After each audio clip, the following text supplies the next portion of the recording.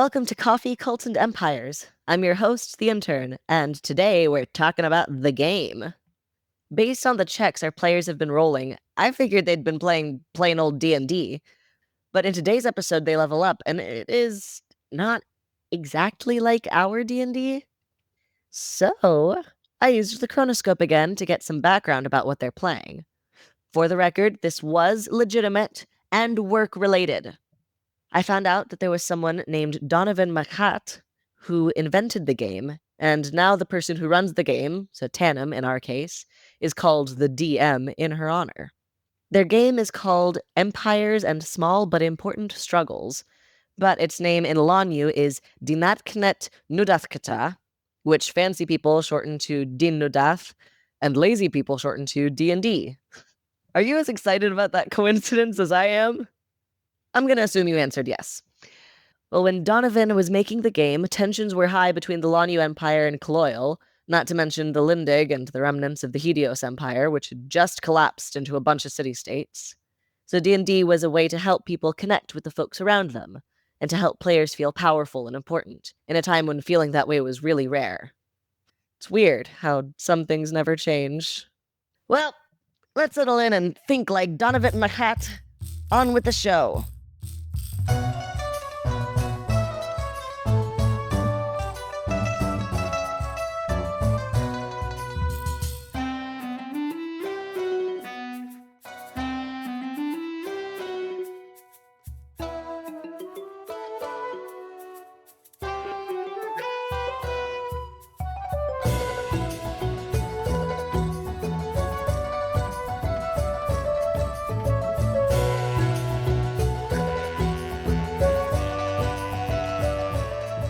Hi, everybody. How you doing? Hey. Hello. Hey. Oh, no. I can't hear you again, Rozafeen. Rushing bean. Not this again. Oh, and then can't see her either. Oh, wait. Oh, wait. Hold on. I read about this. I think there's something I can do on my end since I'm the one who initiated. Hold on. There's a thing over here and Oh, Tanam's gone. I think we just lost both of them. Oh, no. Hate it when that happens. Well, they'll probably come back in a minute. Yeah. Tanam probably just turned his off. Yes. We can still see the table. I mean, he's got two, right? He'll. Oh, yeah, we One of them's going to work. He can use it to like signal to us. Oh, those cost so much money. I'm not seeing anything though. I mean, mine's always worked. Yeah. Yeah, it's probably because your spiritual connection is so strong. Mm-hmm. That's what I've been saying. Thank you for hearing me. You're welcome. It's really, really pretty weird. They haven't come back though. Do you think it's because of the storm? Oh, no, what storm are you talking about? Yeah, what storm? Oh, I'm very sensitive to these things, like a magic storm. Oh, like an ether storm? Yeah, that. Look, it's just a storm. Yeah, it could be an ether storm. There's all kinds of things going on that are, hard to detect without magic and stuff. Yeah, there could be like an ether storm that knocked out both of them. Kind of weird that ours are still working though. Yeah, because that's not a thing. It is too a thing. No, it's just a normal storm. And people are like, oh, it's so ethereal. Let's call it an ether storm. It's wind and rain. okay, I'm back. Hi. Oh, welcome back. See? Wind, rain. What? Did you defeat the storm, Tanam? What? Did you defeat the storm? No. Say yes. Yes. You didn't defeat the storm. That means there's still a storm. QED, we win. Oh, okay. Is Rozafeen still not back? No, we haven't heard from her. Now. What about now? Oh, hey, Rozafeen. Oh, hey. Ugh, finally. Hi. Oh, hey, how you doing? Finally here. Okay, everybody's here. Let's get started. Does anyone remember where we were? Yeah. Do we want to talk about that or negotiate our levels first? I was thinking that the levels would happen while you're traveling back through the desert. All right. Yeah. So what happened last time was we wandered through a strangely empty house that obviously no one had ever lived in before. And took some legitimate salvage, and I mean, the house was only mostly empty. It had one complete recluse living in it. yes, Right? exactly. That's what we're going with. Yes, yes. The complete recluse was interrupted by someone or other, nobody remembers who, It's not and important. told to vacate quickly before her mother comes and attacks for some reason. Yeah, for no reason. And then, yeah, we left into the desert. Not that we need to hurry, but we're hurrying anyway. And we're passing without a trace, and we're intentionally trying to mask where we're going next. Didn't you go a little bit to the south? Yep. We went the And wrong then- way for a while and then cast pass without a trace. I think you also told the pile of rocks that you live in Cloyle. Yep. I think it's important to continue putting it on the record that anything that we took from this house was lawfully confiscated under order from the city, and that Yeah. there is a process and a procedure for getting things back if needed. That's true. Oh, yes. Also, Ruffort got some new treasure. I think, wait, did you not listen to anything she just said? I want to stress that this is all Tanam's fault, that Ivafris would have happily walked past that room again, but there was a wisdom check, and now there's a bunch of hot rocks currently in Ruffort's pocket, but soon to be scattered. We'll see where. We'll see. Mm-hmm. Oh, this is not good. Okay, so those hot rocks are definitely having some fun effects on Calumn already. I probably put one in my mouth, just like, no, it's not gold. What does it taste like? Yeah. Let's see. So yeah, I got some ideas that I've gone over with Vafris, and just to let everybody else know, there will be some weirdness going on. Wait a minute. You said there'd be weirdness. I don't know if I can really buy into that. And I feel like we've been very sane and reasonable, like stealing a bunch of stuff from an old lady's house. They're not stealing, confiscating. Yeah, I mean, legally confiscating stuff from an old lady's house that definitely had it coming and is gone for 1,000 years. Yeah, that exactly. Everything has been above board up until now. She's gone for 1,000 years. She doesn't need it. Just keeping it safe. Okay. Yeah. You tell that her when she comes back in 1,000 years, you let her know that she didn't need it. Did you want me to say anything else? Do you want me to tell her hello from you? No, I'd like it if I didn't get mentioned. Okay. Very much so. That's another important point. Urekas has a concentration spell going, and be in our interest to keep that going as long as we can. So no shenanigans. I mean, the house was totally empty. What are you talking about? It's just that anybody that used to live in that house that was definitely empty the whole time should come get their stuff at the city because it was confiscated for completely illegal reasons. Okay. No, I'm there. Yeah, we're heroes. Heroes. Okay. While you are passing through the desert, heading off to the west, having hopefully thrown the returning sorceress off your scent with very clever walking, making big, strong tracks going south. But first, like north for a little while because we took us a second to think of that idea. Do you think my followers are covering our tracks? Like they're taking, the sand and they're just pushing it over the footsteps? Oh no, we got magic on that job. Ah. I think there should be tracks a little bit north, but just for a smidge, and then a big obvious tracks south, and then like one person wanders west for a while, and then we pass without a trace and then go where we're really going. Well, west is where you were really going. Okay, then I meant to say east. I love that happened too. The tracks go west for like 2 steps and then east and like, no, wrong way. Actually just created a big 8-sided star in the sand. I imagine it's sand, right? It's a desert. That's how deserts work. Most deserts. Well, should we also write "we died" just in case they don't get it next to the 8-sided Yeah, star? like below the big like star that we did. We write, "We died, nothing happened." by Yeah. spelling it out in the sand.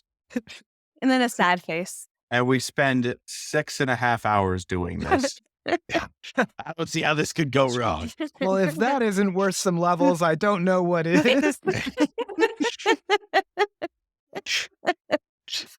We did it.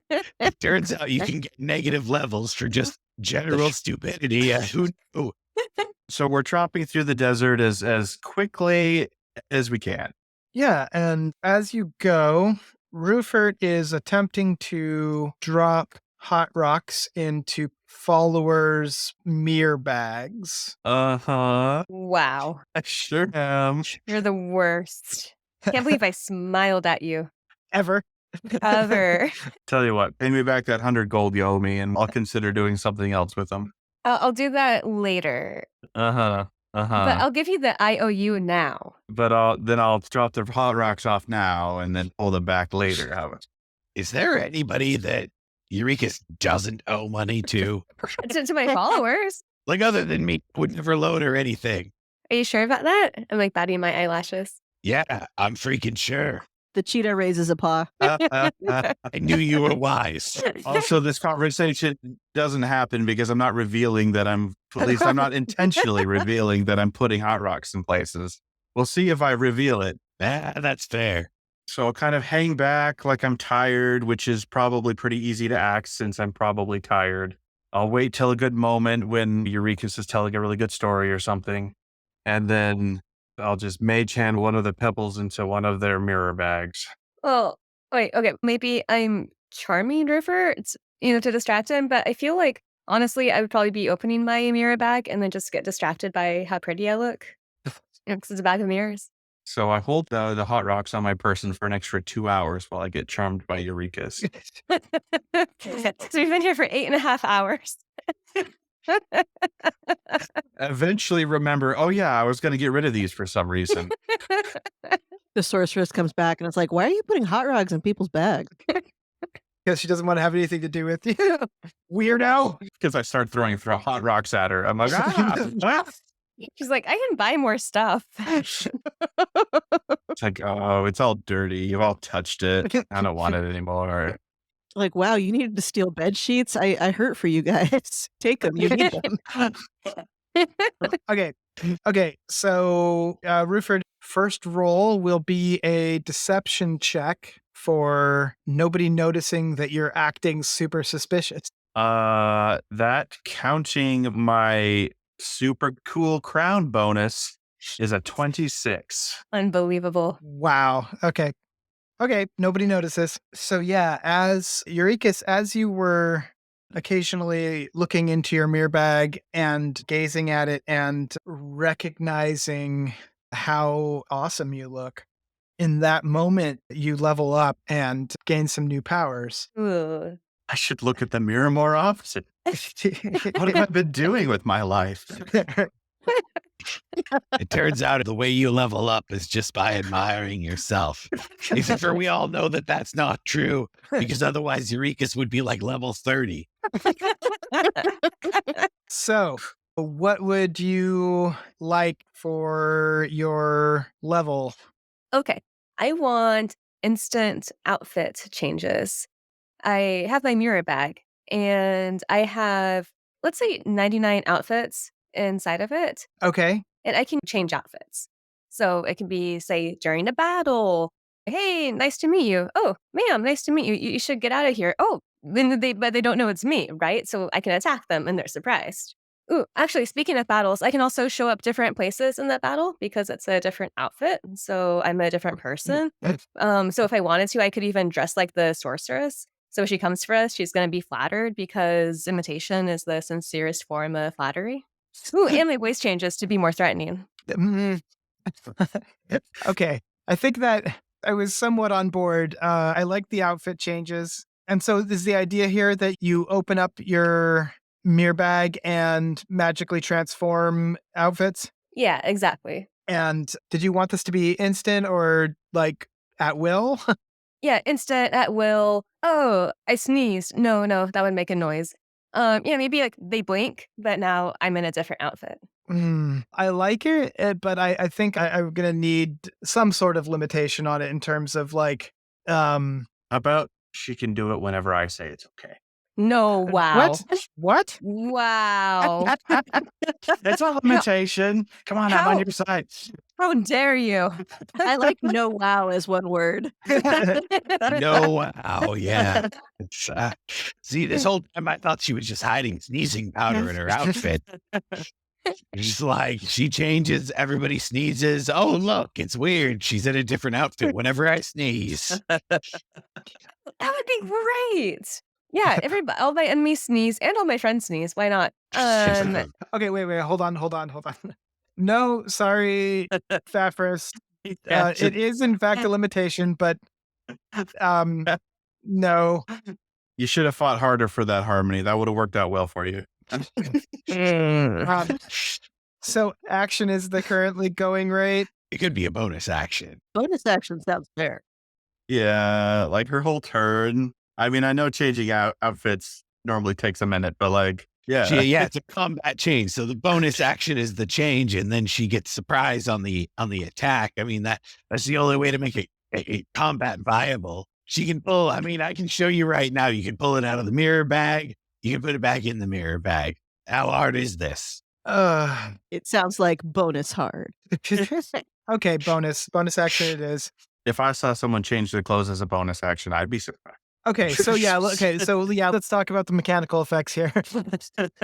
So you were saying something about going anywhere on the battlefield? Yeah, because it's a different outfit, so I'm a different person, right? So let's say, Wait, is that how you think outfits work? absolutely, it's called fashion. Not that you would know, no offense. My clothes are me. Mm-hmm. Wait, so if your clothes are you and you change clothes and then you are you, who are you? I'm a whole new woman is what just happened. Wow. Do you have a name for every outfit? Absolutely. Yeah, mine. I am 80 different people that all have the same name. What's so hard to understand about this? Actually, that makes a lot of sense for Eureka. It's No, all really, I meant now. I just call all of my outfits mine. I really enjoy that Vafris is giving Urekas a hard time about having different identities associated with an appearance. Yeah, I'm thinking, well, I can stand behind my enemies with the different outfits. So let's say he's about to attack me. Well, he doesn't suspect me because I'm behind him, right? Because I'm a different person. Well, we can add more exclamation points to my name. So different outfits, like Urekas with an exclamation point.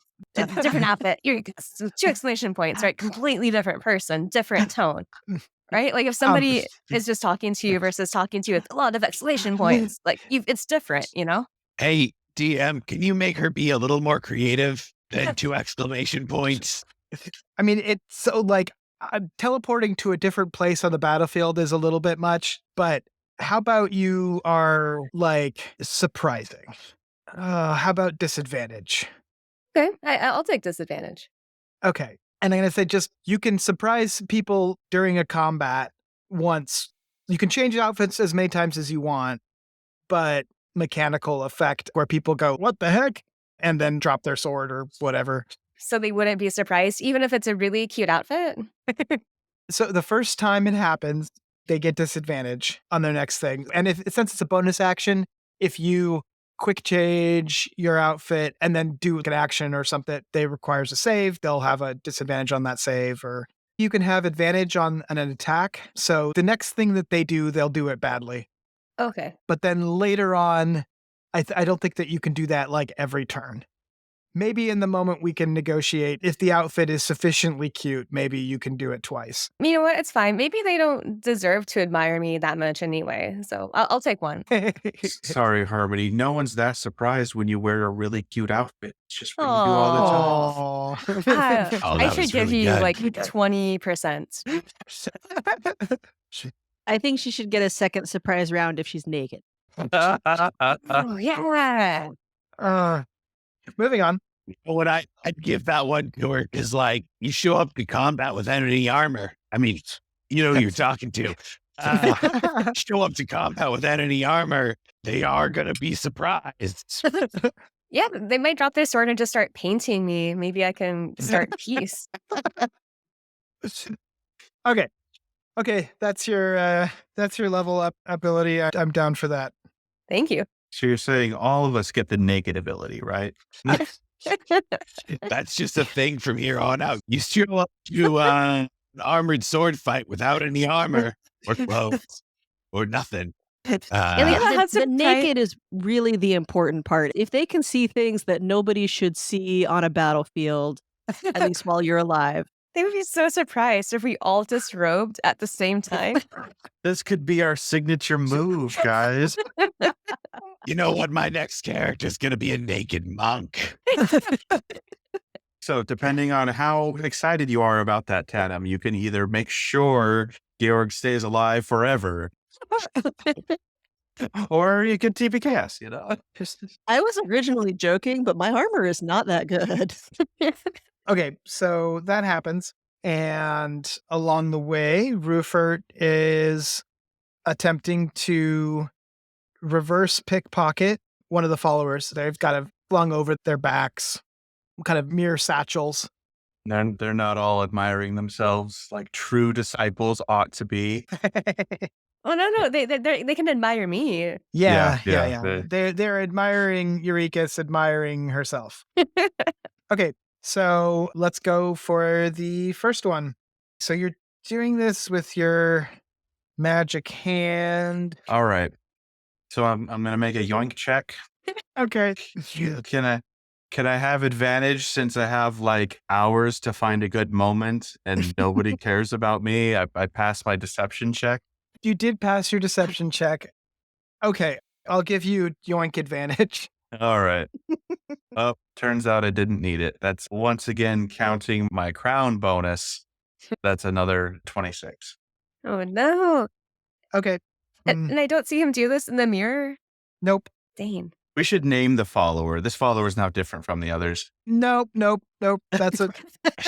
Followers don't get names. They're seen and not named. Yep. This is the first one out of 7. Contaminated follower number 1. Yep. Aw. You have the worst. successfully reverse yoinked one hot rock into one mirror bag. Oh, that's casting a spell. Does weirdness happen? Yeah, that is a spell. We're starting you at DC 1. Roll a, let's see, what did we say? Oh, it's Constitution. Constitution, that's right.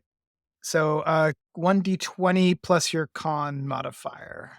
Which is now 0. Yes, because of the hot rocks exposure. And also the crown bonus. So I'm rolling with a -1.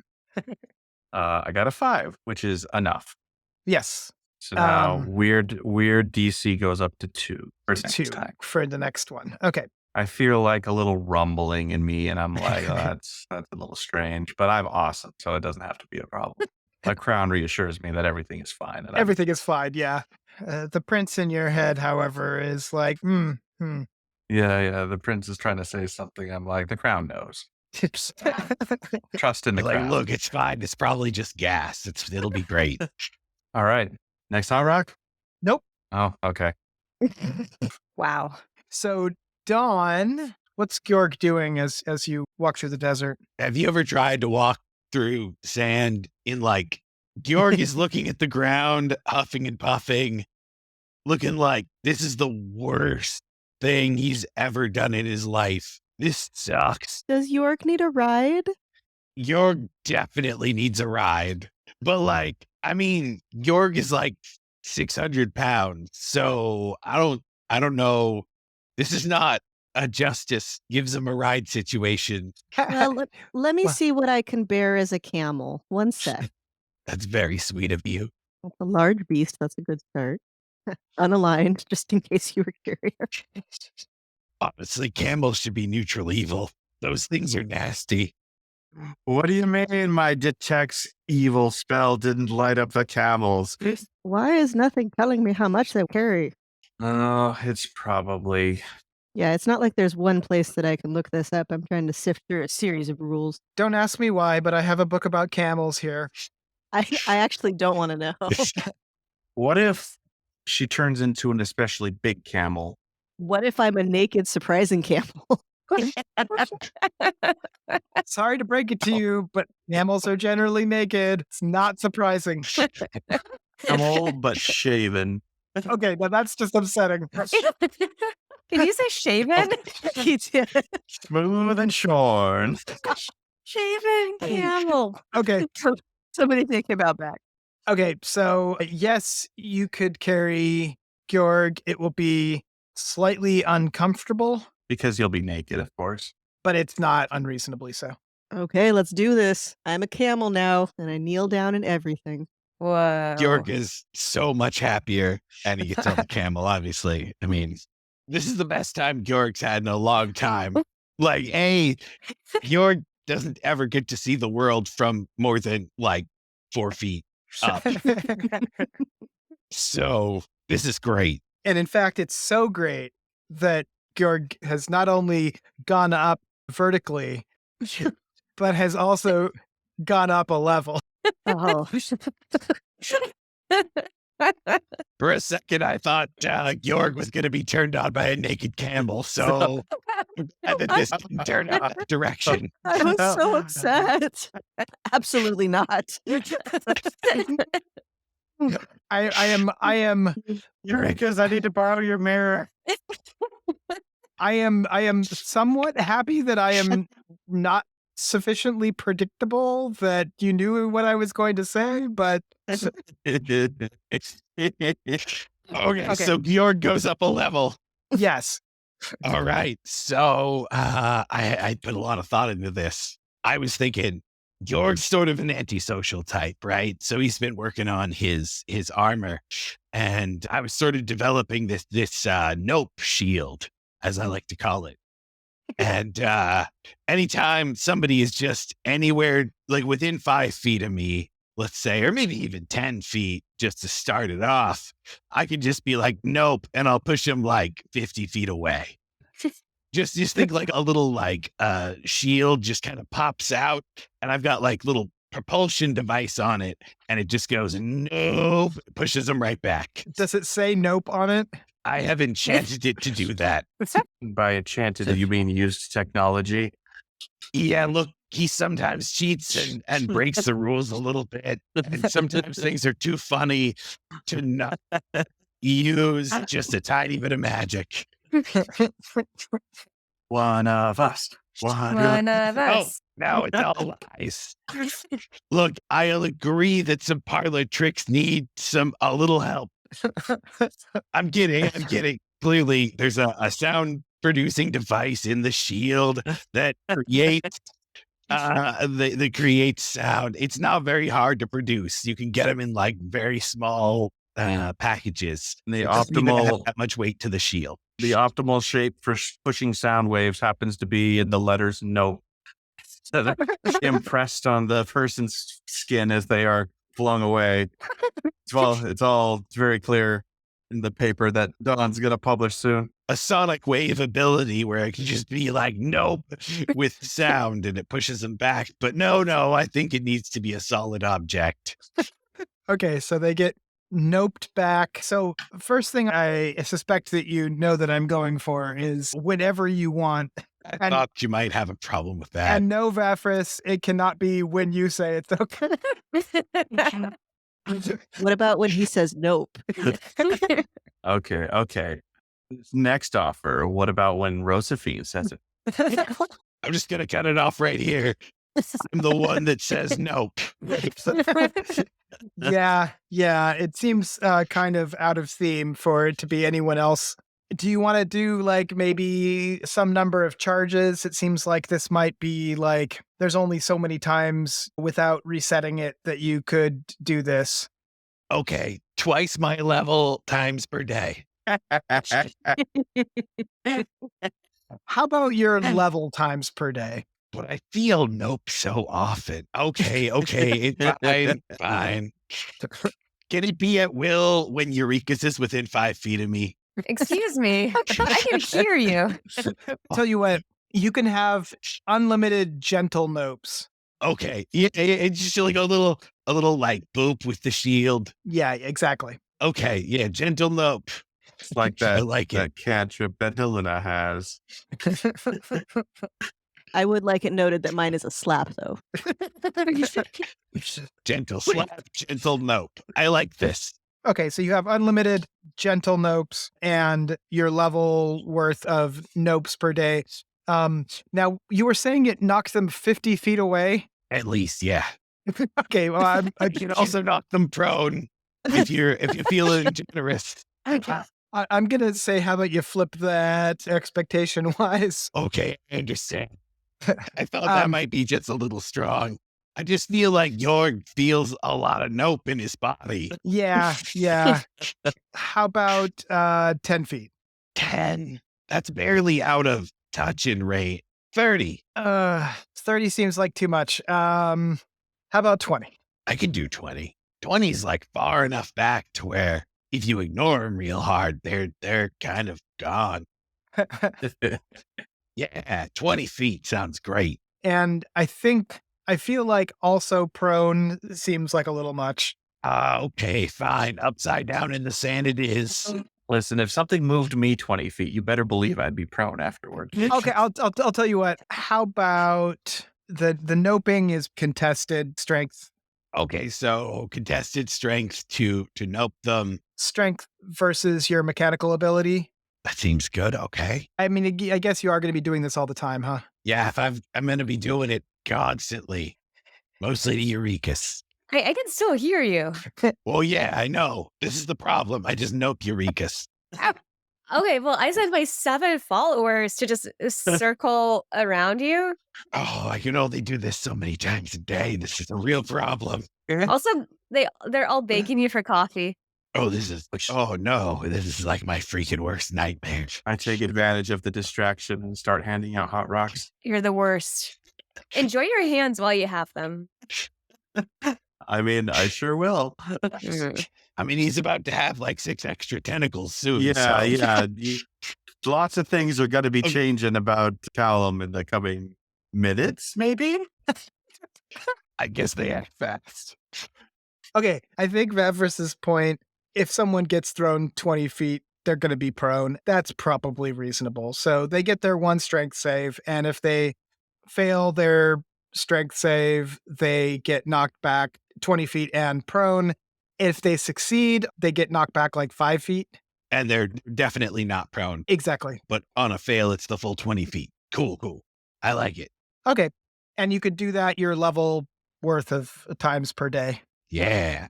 And we'll say instead of per day, we'll say long rest. You're just spending your time resetting things and screwing knobs in and all that.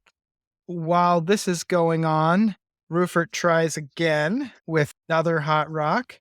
Round 2. We get advantage again? Tell you what, we can gamble a bit here. If you roll another deception check and are successful, then you can have advantage on the yoink. Sure, I'll take that deal. Better to be caught being weird than handing out hot rocks. Yep. All right.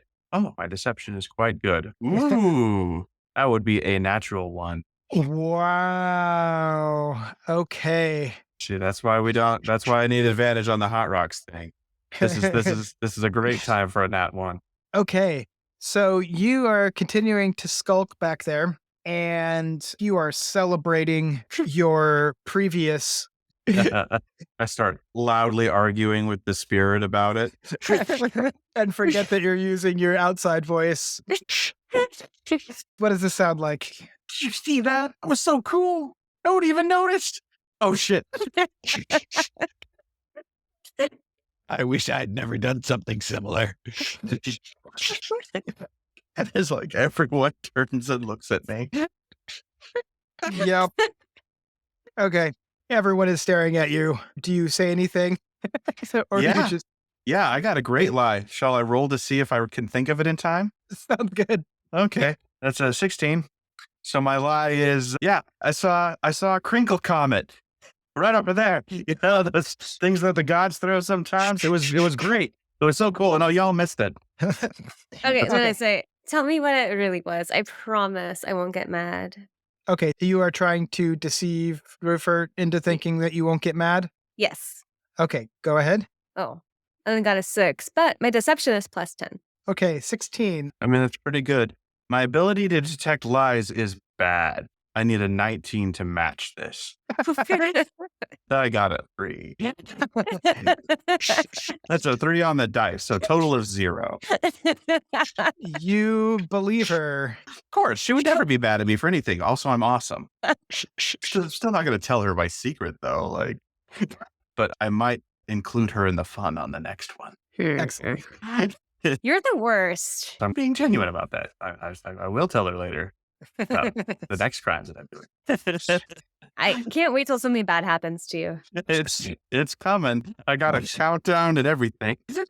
So this is amusing timing, but sometime after this learning experience, There we go.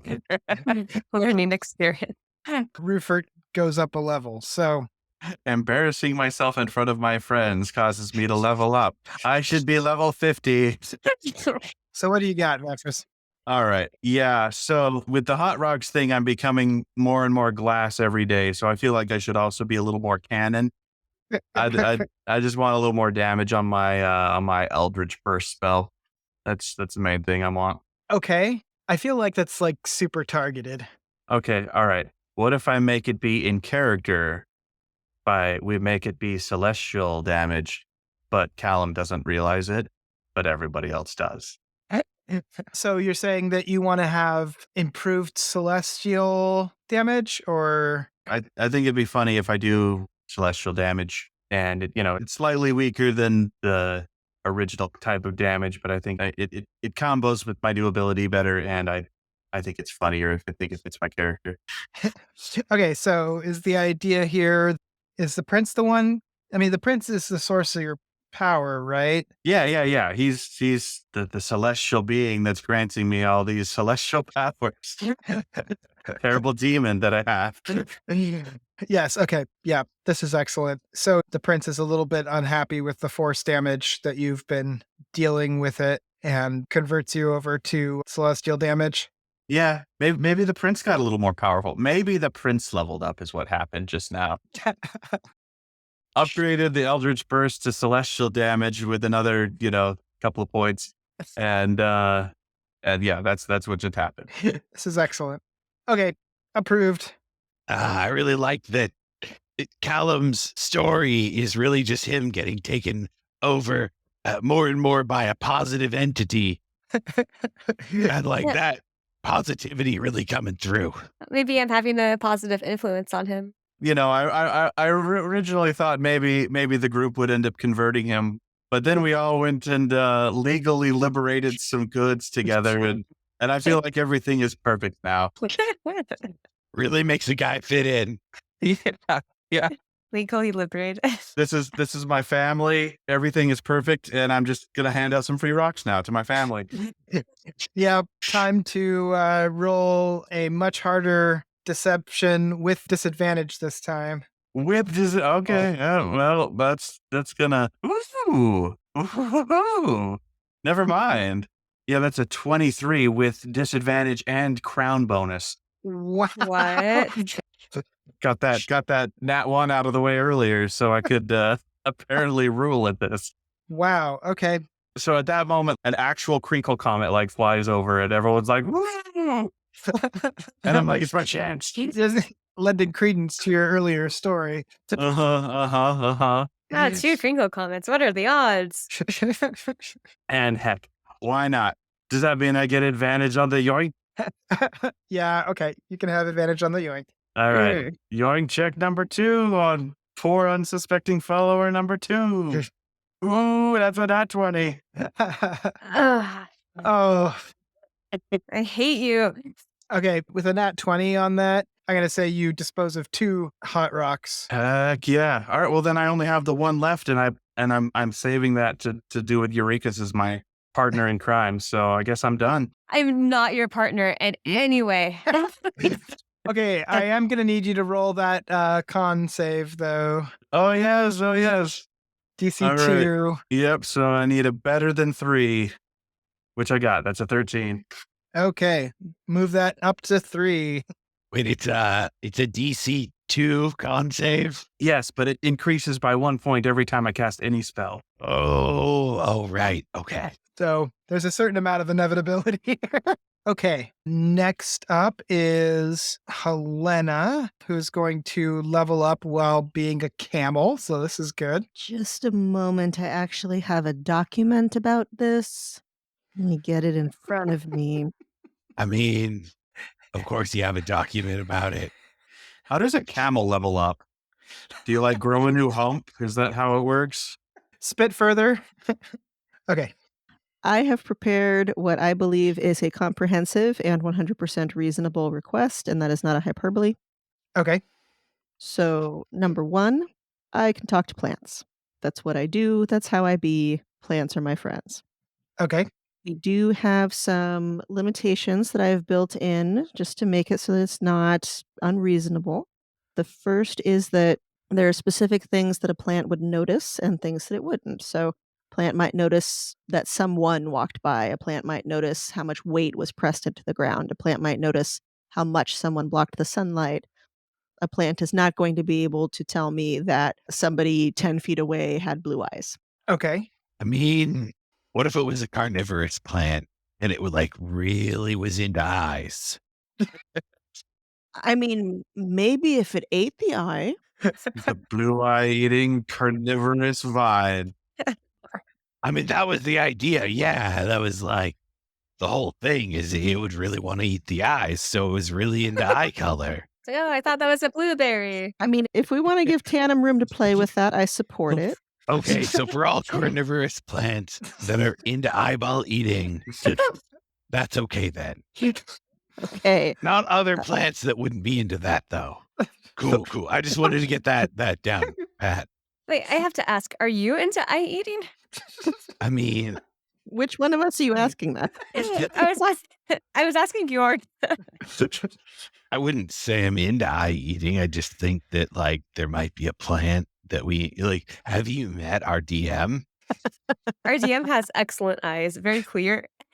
Oh, I know. I would eat the shit out of those. I mean, no.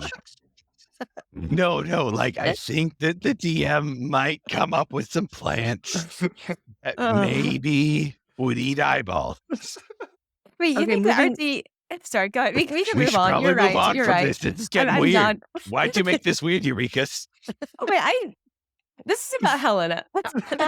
Yeah, no, Hellena made it weird. We're all agreed. The weird part is not about Helen. So Helena can persuade plants. Maybe if the plant wouldn't ordinarily let us by, if Helena talks to the plant and rolls well, that she can persuade the plant to let us through. Similarly, Helena can persuade a plant to maybe attack an enemy if she's sufficiently convincing, but it's not a given. The next thing that I think absolutely needs to happen, I will not take no for an answer, is I can summon a 50-foot line of palm trees that will drop coconuts on people for 3d8 bludgeoning damage. Okay, and I'm only asking this because of the potential fallout. Get it? Yeah. So, Is this a spell you're proposing here? Yes, I'm proposing that it's a spell commensurate with what I have just leveled up to. And rather than, me being able to call down some fantastic thing from a force of nature from the sky or whatever, I feel like I originate from the coast. I've got that coastal vibe. And being able to bludgeon somebody maybe to death with coconuts sounds amazing. So, additional information about the coconut situation. I can change the shape so it doesn't have to be a straight line. I can use one action for one line, a second action for another line, and a third action for a third line, and I can space the trees intermittently to make it difficult to charge through. Tree has 30 hit points and is vulnerable to burning and slashing. That seems only fair. And trees that I make while I am angry, so for example, if I'm in battle, I'm running for my life, will forever be bitter and will forever attempt to attack anyone who is not me with coconuts until the end of time. Wow, that's great. How will the coconuts taste? Oh, I think bitter trees make bitter, nasty coconuts. so what you're saying is that I should not make any drinks with pineapple and coconut, potentially maybe a little lime out of these particular coconuts. Well, do you want the bitter flavors? No, I don't want the bitter flavors. I want delicious sweet coconuts. Wow, that was a passionate response. Look, I'm very passionate about delicious drinks, especially if those drinks contain coffee. But like, look, these, if they're bitter coconuts, that's gross. The whole point of a coconut. Maybe give Hellena some time and maybe she'll eventually learn that she can make palm trees while she's not scared or angry, and who knows the drink possibilities. Who does know, indeed? So Georg specifically takes 48 because he doesn't like the coconuts. We're like Wendy over and over again. Georg standing there shaking the trunk. Please. Give me a nice coconut for once. Don't make me beg. Okay, I'll beg. It doesn't really take much. We need to have a talk about that separately. Do we? I mean, Well, I think bitter notes in coffee can be good sometimes. I'm not saying that makes you a bitter person. I think you are a bitter person, Georg. But most people who drink coffee with bitter notes just enjoy the flavor and they move on with their life and they're happy. you're a monster. You know that? Good one. Thanks, I guess. No, really. I felt like it was appropriate. It was dramatic. I'm signed up. I've got my coffee cup at the ready, waiting for more. You know what? You get a bitter coconut in your next coffee. Why? It's just a bitter response. I don't know. Sometimes we don't want to be reminded about how our vulnerability is. I don't know. Wait. Vulnerable? It wasn't vulnerable. Okay. I Okay, no, wait. understand. So, no, the trees are vulnerable to burning and slashing. Yeah, so is Georg. I would say that Georg was being more damaged by piercing here. That's fine. Also burning. The wit was piercing and the burns were sick. They really were. I mean, I get it. Okay, fine. So I'm really excited to hear the name of this spell. Does it have a name? Yeah, let's do that. Let's talk about the name. Because if there's not one, I didn't put that in my document. I'm not prepared. Tree wall? how about Better Palm Barrage? How about coconuts of death? How about it's a spell that goes by many names, and it's all of these. I cast coconuts of death. Well, you're not the one casting the coconut. I mean, Wait, you're not the one casting the coconut? No, the trees are casting the coconuts. So wait, she summons trees, Yes. and then those trees are jerks because reason? Only if she was angry while they were being created. Oh, so she casts coconut trees of death. Correct. And those trees cast coconuts of death, but later on she might be able to cast coconuts of delicious fucking juice. Yeah, if I yell, I cast coconuts of death, and someone says, well, actually, a camel is going to spit on them. That's fair. You should also probably note down that whole thing about camels. Oh, I'll remember.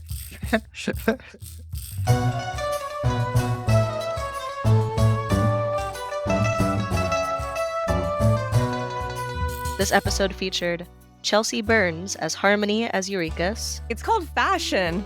Not that you would know, no offense. Find her on Instagram at Chelsea Comedy. Chris Grumbles as Dawn as Georg. Are these pop rocks or, oh wait, hold on, back it up. Find him on Instagram at Chris Grumbles. Desiree Phair as Rozafeen as Hellena and Justice. The naked is really the important part. Silas Silver as Vafrus, as Calumn as Ruffort. I want to stress that this is all Tanam's fault. Check out readysetroll.org. Mark E. Phair as Tanam the DM. Well, if that isn't worth some levels, I don't know what is. Find him at markefair.com. And me, Damian Lichtenstein, as the Intern. Find me on Instagram at thatdamnlich, or check out my Drag King account at woody.banter. Thank you for listening to Coffee, Cults, and Empires. Edited by Mark and Desiree. Music by Kevin Vitzwong, rhymes with hit song. Hear more music at kevinvitzwong.com. thegameshow.bandcamp.com. Character art and logo design by Carmanda. Find her at carmandaartsthings.com. Sensitivity consulting by Dominique Dickey. Find links to more of their work, including fiction and game design, at dominiquedickey.com. Support us on Patreon for access to outtakes, world building, and more. Find all these links in the episode notes or at coffeecultsandempires.com, where you can also find transcripts, art, actor and character bios, and more. That's coffeecultsandempires.com.